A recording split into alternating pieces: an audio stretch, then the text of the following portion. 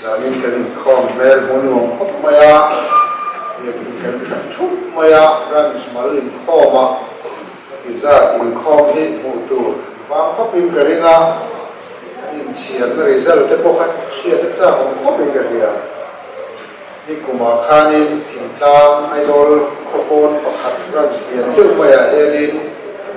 project 400 antia ni zani in khom zan kha kan panga chia kan chia ra za thum son ko kan lia ma khatin kan tiu lo maya oya re khom maya zan la hem kan ki lo mai the ma ra chu za thi in khom ma re the la chu KTB khom hi an wa ko na ria ta ni in ka rombol ve na tam ber hi ke Aizawl Theological College a zirtir tu ania som paruk chung zet lai kan zirtir tu in ka oma ai kumina han suasana ram nun no ko ran chuak khi kan kan tho pui te khan ni thina wa wate chu wate tin pu vanal wate ran chung lu wate ran doctor vanal ha karal te ren excellent thang te yang khan ram nun lot ko khana changa chuak rong bol tu thata tak nen hian rong kan bol ho thina ral khata chang hianin ram nun lot ko khani kan rong ngai sam khup mai chewa ani wa te po kha ani hatiang loka thalai kal khom tam Christian thalai kal khom tam na in khom ui hi về là ai liền như ông chúa em cái việc gì đó hey mà thọ mà của Hàn Quốc này Maramon Convention and the biggest Christian gathering in Asia cái việc gì đó mà là chú cái chú câu về với các cái anh đi chú papa lui đồ ăn khai đến lui cảm lại khai đến xôi bộ kiến sa thì khai kalwa ma se voi khata om khom buk khan lo in khami va to tu zong ri wa kha ani de mai in kria kan general conference kal pung ang khan lo wa voi le khat in khom tam na ber khat yang khat so ani general conference ni o mai o ti te ka mai to in kami India ram le ni Asia kan han hu ve china chuan Thalai Christian Youth Organization zinga chuan KGP min lo da sun lung khopin ka ria India rama te po sakin kan tia le khoya mo han in bu khom cha te awma chunga chuan KGP ti chuanin wai to ena min en de pha nin ka ria tin ni kum ma khanin Taiwan I love Taiwan mission ti khana top lo ma katel vea khami program ka vazom ma khanin ni ko ni hun ka ne na mai tai pe ya hian ka hoya ania ka ti o voi chatu chu ka ti I love Taiwan ka tu ka so mai to na bazar na tu poisa te kan le lo ko ka ong Presbyterian Church in Taiwan General Assembly Office phát to very good mấy tiền cái gì cả phát to very good mấy program ấy mà này local Central KGP leader cái gì ấy cái rồi to chơi đi cái gì cho nên moderator thế anh GS thế cái gì anh có cả số itu giống khác em chán được mấy yên rem sa khalo ma chona to pa chona youth ministry director Reverend Lia nen khan kanin muwa ani kha an general conference kha local ve to khalo dia Mizoram Central KGP leader ni mo dia o ni to ron sei lo ni mo dia kum khe chu ko ne lo he un hol ka ne rem sa ka ron to chu ni ke dia Central KGP leader in Min Chok Chuan Zadina Youth Ministry Noi Thok Zong Zong in ina kan yang anti ngala hati khain program siam lo ko khain hati kha ke ni ang tak ya de ko khabin lo dong so chumi kan soi nu na chu hemi KGB anga rom kan bol na hi kan khen chin he ga hi chuan ni hian an lo mai sa bai ti te ka atakin ka tong ve ya chu chu sai hian soi kan sa de le ka tin he kan rom bol na kal me ka an sia dangin February ka to lo ma khanin kan YRC kan han honga ke hi hian la pui sui lo ko maya kan te pui sui ze la ma hi rem cha nge ni mun ma te so lo thang ren ko maya in sianga athanga sonin LPS arena oma thang le dewa son baptist center ki te lo oma e so te so apang tu hi an all lo to YRC te po so man trang kai thei to ne ya tin nge ni sum mo nan te po KGB hian kan la bang trang kai do in asia ta heng te hi kan achievement lo de mai ne ya tin il po khata to ber ta ha so le kham kan do chu hemi PYF Presbyterian Youth Fellowship kan ti hi kumin hi golden jubilee lom hun tur ania amai ro chu a thleng tur kan ti KCP synod mingi hian an thei lo de thut maya chu wang chuan central KCP meron request in thleng thei mai ban tia hun hi chu hun pa ma hi chu me ania ma sela hun hi chu as tol po tol thei ngan tia chuan central KGP committee in kan han mai tua ke ni thu ma ta ni lo kan tia OM kan thena OM point CC a thenilan tia CC khan chu tia na an then thei lo chuan central KGP lo theng sela an mo sum le kwai te ko CC a ro dilin takin lo theng ro se te men han tia nak tu chu lam hi central KGP committee hun ni ya chu ma chon khoya nge kan thlenang ti te kan han soyanga yang zonin hemi PCI noya thalai ko romona sang sanga ko he an ti the lo mang an to kwa chuan central KGP kuta buk hian aron thulu le china anin an be siam takin tinin kan lo dong song thei chi te hi tin lo mong ta anin ka sia sum chu zani na hian kan se ma sa duwa zai thiam in ka la pakhat na tiang deu khan ka thu soi pakhat na ni sela chawang le pathian thu no wai tha ila zo le Israel kabu ung khat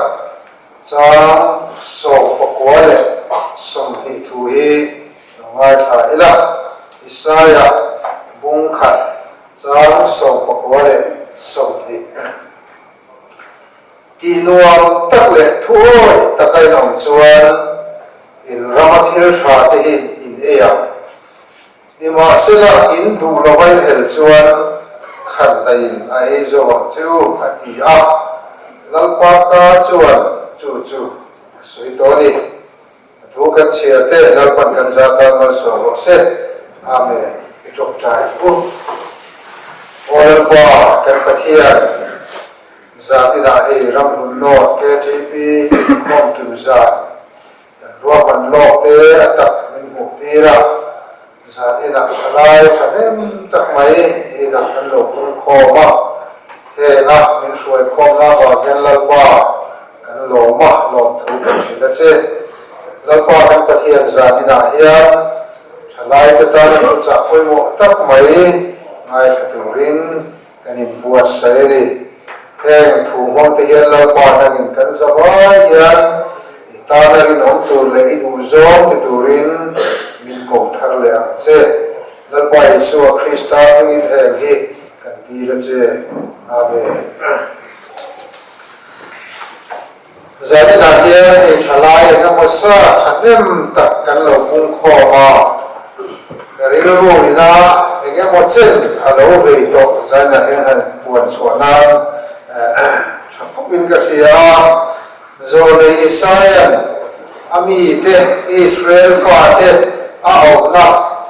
helai thu ti nuông tắc lệ thôi tắc cái in ông chuan in ramathil tha te hi ne ya ni ma se la in du lo vai hel chuan khan dain ai zo chu tiang do hian mi zo thalai te ko hi do na hian pathian hian khoi kong nge in zo don bo la kong nge in zo don na din chua le tur kong ti hi min zo ni hian ka he thin na ne ei zo le helai tho hian lai to vang ta ila pathian thu in hoya pathian duanga in om chuan in rama thil tha te in eya in ram alo moi ngi la pathian ma som na in dongam ti kha thomasa ania ta chuan an nam nun koi han sun vang ila pathian thu anga an om chung chu pathian mal som na an dong thina khoi changin ne mal som na alo karam ti chu pathian thu ani ei chu da ho hian thu fin an nei thin pakhat chu hian an soi thina ni ki ien chung chuan lim tha la zui zelang che ama ro chu I lim tha hi I vai chuan thim thama lu dang te ne ya chu tiang chuan pathian ni ena pathian ni du zo ni chung chu moi ni la le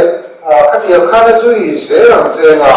ama ro chu khami zo ka I zu chuan bo la na se oma I lu dang an ti chi ne te ni tiang de chuan ti nuam taka pathian thu ang taka in nun chuan in ramathil tha hi in eya nia Israel ram ko ram thawat lo ni sei thin ni ya nge mo lui pui kam phai zo tha ko ani lo wa ama lo chu pathian in mal asom du chuan mal som da ong kha a he kho ma ya ka chak le ka thang lai taka in sum don ton na huna man ni ya al Solomon la lai chan chin te kan chia tao la kum khata sum do ho tangin chia tam ta tak ran ka chak sekel zaru ti te khatia kha an la lu tham ama an rama thil tha an ti le ma khan khu te le nuaya tanga hai chu tu le mo ani lo bon khoi mo la ya thaw chu tu le ko ni khel lo khan pathian in an ram kha mal som da kha a she em mai tiang chuan pathian du zo kan ti chung chu an ram kha mal som nan do ni ram hausa ni tu te ram nuam ni tu te hian ing ang lei lung hausak na nge om ti a hian ing angin nge mi hring an khosak ti hi alo poi mo zera ni kem bai do khan Argentina president khu azor la lis lar tak pakhati ai interview azor na chu ti nge na zo na pu president hei North America khomol pui oma South America khomol pui oma an ram hausak da nei ang deu tu renga in South America ko hian Europe atangin pem lu ta North America ko Europe atangin pem lu ve thoa amai ro chu henga tige South America hi imre thei em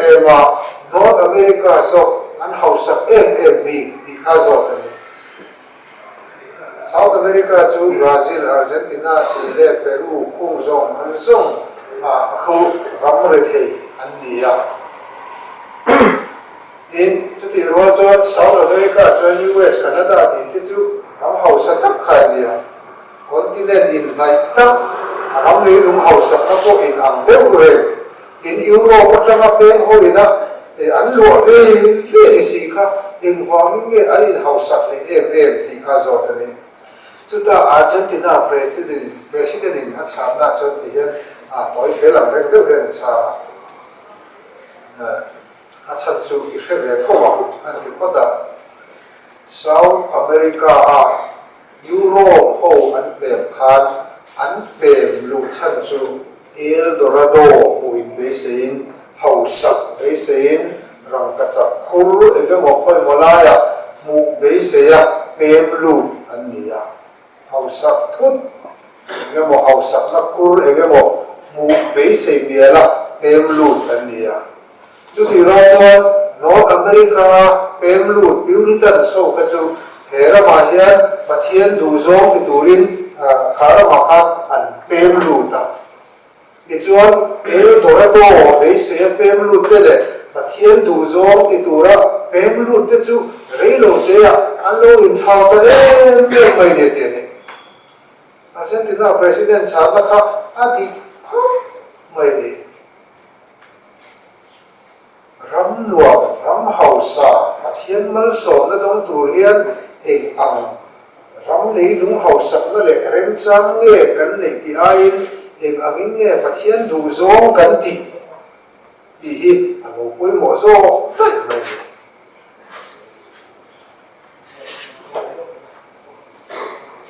India president rồi cuối tập APJ Abdul Kalam le khapu kha cheer training karega pakhat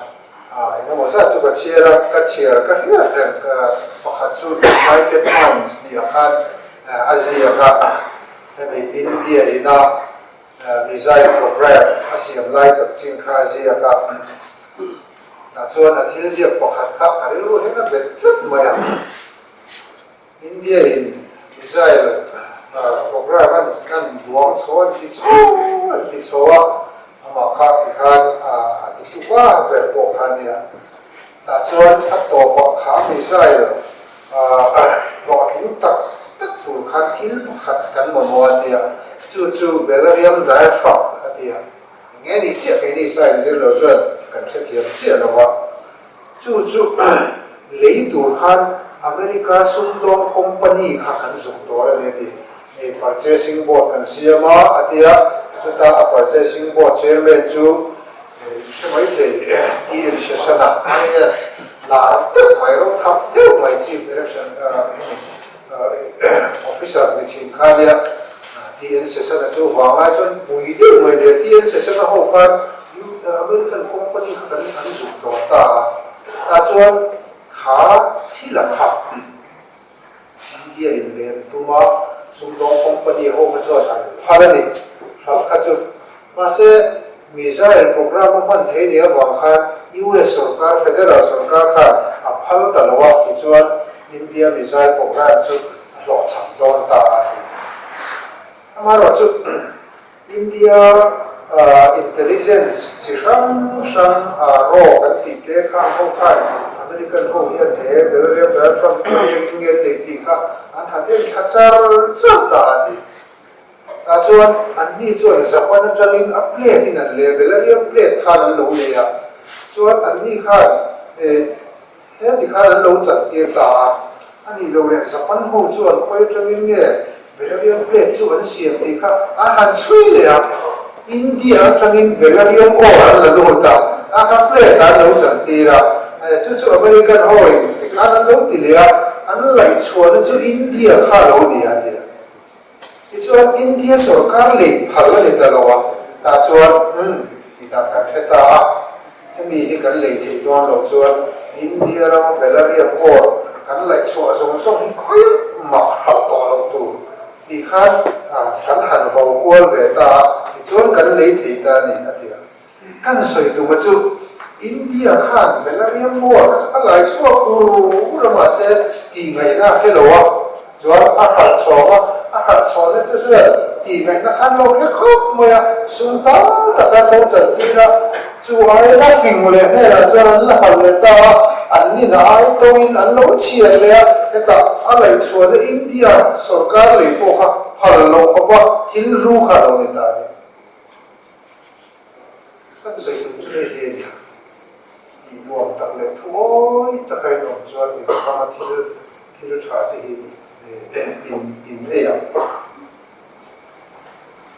thiên thú ở mà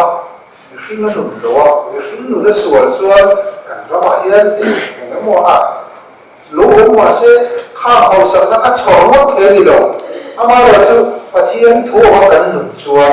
khôi một loại trong khăn và thiên khăn mà nó sổ nó có xiềng đánh thế mà đi thì các ngày tuổi trẻ đó mình giống cái tuổi thì cái gì đủ khổng lồ cái gì khóc mẹ cái phát sòn cái này mà rồi chứ cái phát sòn về chân nó hôn ít là đây rồi mà sao cái cuộc sống gì thì high school cái này về cái college cái chỗ hết university cái gì thế mà đi nó có cái này về công việc có sẽ về cái sao cái cuộc sống hóa quản lý cũng ra quốc là kiểu lộ học anh ấy chỉ của là hiện tại là về là thì các cái sự mà nó đâu sẽ đó India nó có cuối trà đi ra cùng nó mà ra ăn luôn ham cái này là cái này đủ khổng lồ mấy mươi cùng giờ xưa nóng khát phát so thì hiện đã không đau là hạt cũng kia đau là mình giống cái lúc đó phát so nó sai cùng giờ xưa phát so nó sai cần ông người mỗi cái chuyện thằng này của về vòng vẫn là là chú mà thiên hơi sầu này thiên thú cần lưu lệ qua đây cần ý lệ u đây anh lỗ ôi nó là khắp anh ấy được in mà thiên thủ số mà cần ông sẽ cho mà thiên hiền tú là cái thiên cần rắm hậu sẵn nó tủ đấy bộ cần phản này nó tủ cần hắm chân nó tủ con ví dụ nói thế hết thiên im đọc nó sẽ tổ hiền hiền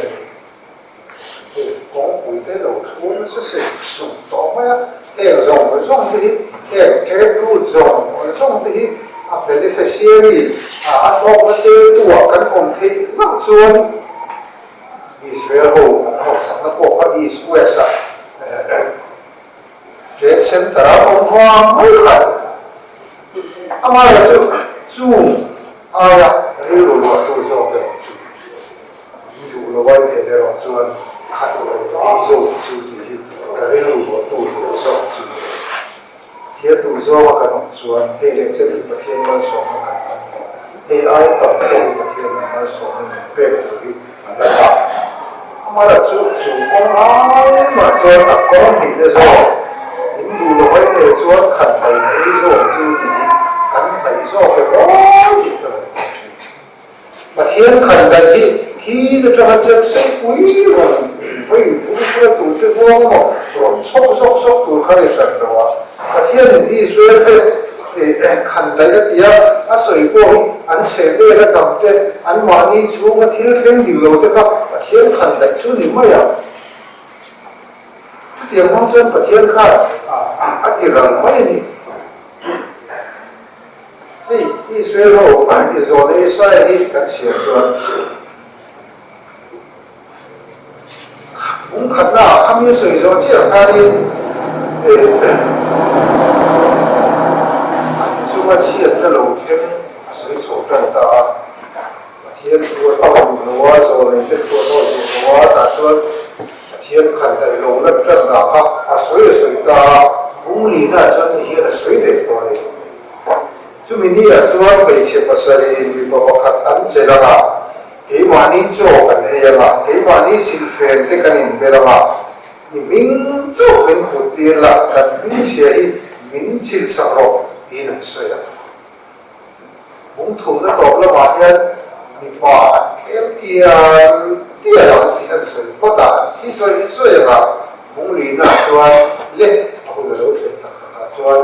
một lớp bác sĩ có phải sẽ là nhưng mà đây chúng ta nhìn cầu lên rất cần thì là sự là cái nhìn cầu lên rất cần anh đi ở chỗ về chia phát hình lộ phim chụp thiên an sẽ đâu mà em đi sau khi bộ khác bé thật mà sẽ là chỉ là vào mình bộ lưu khác vài chia các chỗ một xíu mà này và thiên an sẽ đâu mà thiên chủ là một sản phẩm khác nếu người vào khác những chuyện là tổ hợp này ta chôn cái này cho kia thì ta thì sẽ thằng bao bọc hạt nó là sẽ thằng bao bọc hạt sẽ là mà anh tôi đến cái đó thì in xin lệ phép như vậy của mai đâu mai rồi chú anh những chiếc cái chú pasal này lâu pasal mù dấu lâu pha họ không lâu cần bị tù hít những chiếc đây những chiếc sao chú nhớ gì chú cần pasal này hiện inu buya ni komla now ni party ro ti chu ka le chu an nam lu na thi lo khen ma sa tu kha chu ti de chu kan from here kan dai ve ta de su ve ro kan ke ti ro le kho ma kan report ka han nai cha dai la Val pakhat, ano, dula pakhat, an thikat ang val pasari vel, may khatiyang vel khati ang kanito Di kaya pi ko, kuya report su tiyang thấu rồi. Chú công su hiền sắc, mày hiền kan rõ, em tin nghe tôi đã cho nó cùng rõ mà không hiền kan phẳng hiểu đó, kan cột phẳng hiểu đó. Thì những người của thông ổn tội phần đầu tiên Bali cái này và cái này đó và sở tụi các này tụi một bộ phận thì về sáng sỏi cái là dù buổi tụi trả được mẫu tụi trả được dân tâm tập tất cả dân mà quả tụi trả được và sở tụi trả được dân phạm được tôi thấy là cái này về sáng sỏi lại bỏ sáng sỏi chú Israel thì hồ ông dọc thấu và thiên khẩn tại anh tổng thấu hải được cái giật lễ mà ya in chú lâu lẻ chuột lại sự phải quay sinh ngay chẳng là sẽ không được cái nào còn số là mà đi à cái sự làm và khát khát là cho cái sự việc thì và khát anh em India là hiện là làm về các bạn để thằng để có vài ông nắm tất cả mai đó chứ in là line regulation nó không hẳn cái này article 371G thằng không hẳn là bị nào mà mai đó chứ hiện trên nghe anh ta làm thì một tuổi thấp ở mình phải ta Mizo na mahiyan square kilometer kata may summa pag-i-ver kan sila niya. So, Bangladesh according square kilometer kata may something sa thumle kilometer niya tote maya. Environmentally so chuan Himalayan glacier alo tuinan se langa Bangladesh ko chim pasang se langa environmental refugee ang kaya mo antan so ko ai đồ này đi, bữa nay hiện làm suốt và nhưng mà sao tận làm suốt tôi cái đó là cái đầu tiên tận dụng của một công ty sản sinh mua cái bộ phẫu术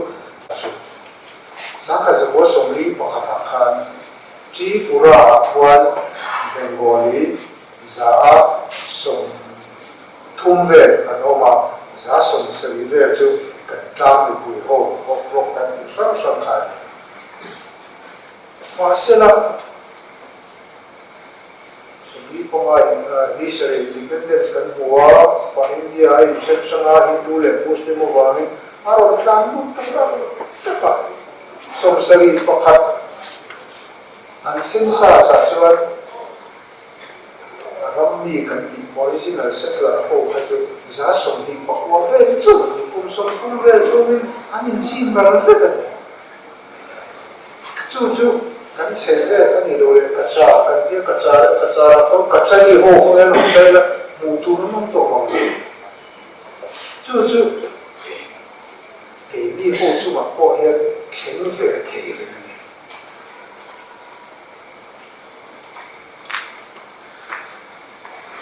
so tu ra ta le dia kin kan ra ma hian pathian nu lo zo pathian khan dai ni mai the o ei ho zo ni tu la ya la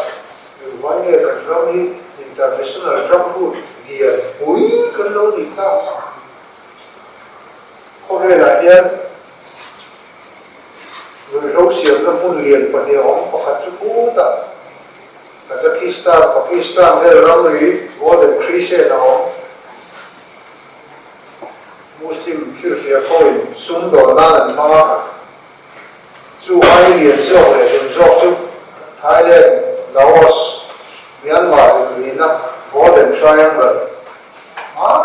trong những hiện nay quân sa state thì hậu tổ quan thì là trong hàng khi lại kia có vẻ là buổi đấu xiêm nó không cúi điên kiểu buổi má dòng xuân khí tại Philippines cũng là tại Ấn Độ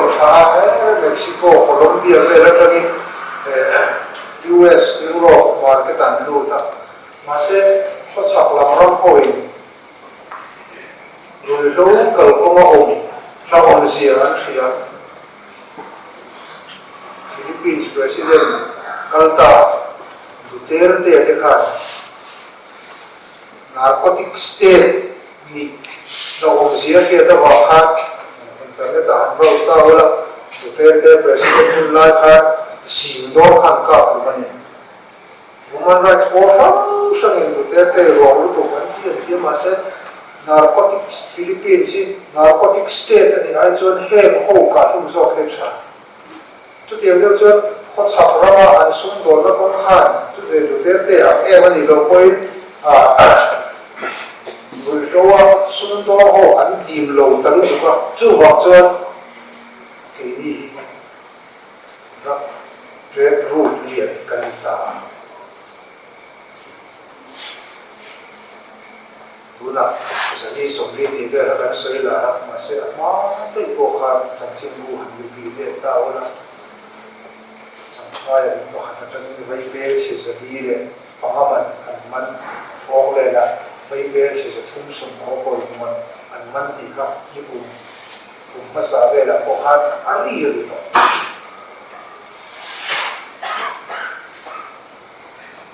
thế là khi nó bảo hiền hắn trả lại thì anh khi rồi sao vậy thế thì kinh nghiệm gần tỷ rồi không chú đầu nó chú solution chú là hiện thì nó đặc biệt thua cái đó chú trong cái trạng nhìn đủ là vậy hệ chú khăn đầy là ấy rồi chú bắt thiên khăn đầy chỉ sang mình ấy rồi tu các cái khăn lâu là chùa ta thì cái gì Christian trở lại để cần hàng không đấy bắt thiên đủ số lùng gì anh đọc và thiên đủ số và thiên lòng trong để tùy lại là bên bố ta là ông ấy thằng ấy sẽ hết cắn tầm lúc tục thiên cái gì đó cắn nhìn nó chiêng lâu để nó mà cho nên kho về mấy thầy giải về mấy thầy các em về mấy thầy để nó mà in về mấy thầy các điểm ăn gì ôi sập đầy phát lộ sẽ sập bộ nghe này các điểm về fencing tùy lại là có ông có cắn tầm lúc khi đến chú đã đủ xí rồi chú hoặc chú thì lại là rồi ôi mày tuổi tám để mọi điều hiện thì mày tuổi tháo để ở thiên đủ giống thì in cần tính số đoàn người thiên đủ số hoàng được in bố là lắm thì mà rồi nó đi tắt của mình đi về tuổi tệ lần là thu về ra ra mà sống xem